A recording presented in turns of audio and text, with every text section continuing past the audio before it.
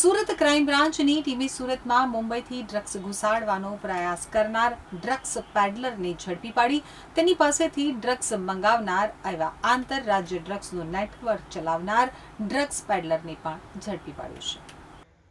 Surat police no drugs in Surat city અભિયાન ચલાવી રહી છે, ત્યારે ગેરકાયદેસર માદક પદાર્થોની હેરાફેરી કરતા ડ્રગ્સ માફિયાઓ તથા આવા ગુનાના વોન્ટેડ આરોપીઓને પકડી પાડવા ઉપરી અધિકારીઓ દ્વારા અપાયેલી સૂચનાને લઈ ક્રાઇમ બ્રાન્ચની અલગ અલગ ટીમો મેદાને હતી. ત્યારે ક્રાઇમ બ્રાન્ચની ટીમે મળેલી બાતમીના આધારે મીંઢોળા બ્રિજ તરફથી કપલેટા ચેકપોસ્ટની વચ્ચે જાહેર રોડ ઉપરથી એમડી ડ્રગ્સનો જથ્થો સુરતમાં ઘુસાડવાનો પ્રયાસ કરનાર મૂળ યુપીનો અને હાલ ઉન પાટિયા ખાતે ગોલ્ડન આવાસમાં રહેતા તોકીર ઉર્ફે બિલ્લા ખાનને ઝડપી પાડી તેની પાસેથી 1.61 લાખનું એમડી ડ્રગ્સ સહિત 1.71 લાખનો મુદ્દામાલ કબજે કર્યો હતો.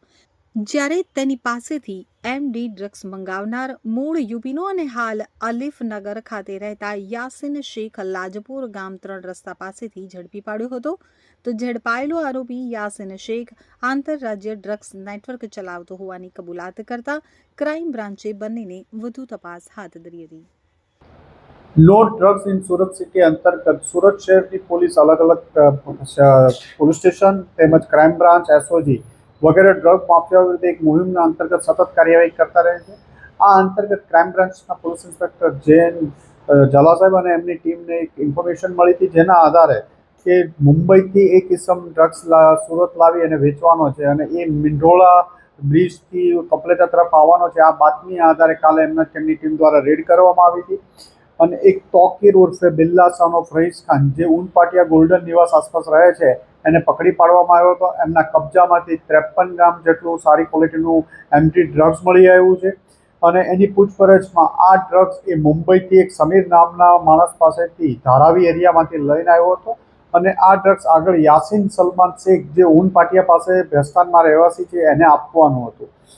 એની પાસેથી 53 ગ્રામ 1,61,70,000 જેટલાનો મુદ્દામાલ કબજે કરવામાં આવ્યો હતો. એની ધરપકડ કરવામાં આવી હતી અને આગળની એવી કાર્યવાહી ચાલે છે. પેરેલલ બીજી ટીમ દ્વારા યાસીન સલમાન શેખને પણ પકડી પાડવામાં આવ્યો છે, જે લાજપુર એરિયામાંથી પોલીસને મળી આવ્યો હતો. યાસીન શેખ વિરુદ્ધ પહેલાં અગાઉ એનડીપીએસનો હેસ્તાન પોલીસ સ્ટેશનમાં 23 ગ્રામનો કેસ ગયા વર્ષે રજીસ્ટર થયેલો છે. આ ઉપરાંત એના વિરુદ્ધ એક બીજો કેસ છે અને છેલ્લા 2 માસમાં તોકીર 3 ટ્રીપ 50-50 ગ્રામ જેટલું ડ્રગ્સ લાવી અને યાસીનને આપેલાનું પ્રાથમિક પૂછપરછમાં કબૂલેલું છે.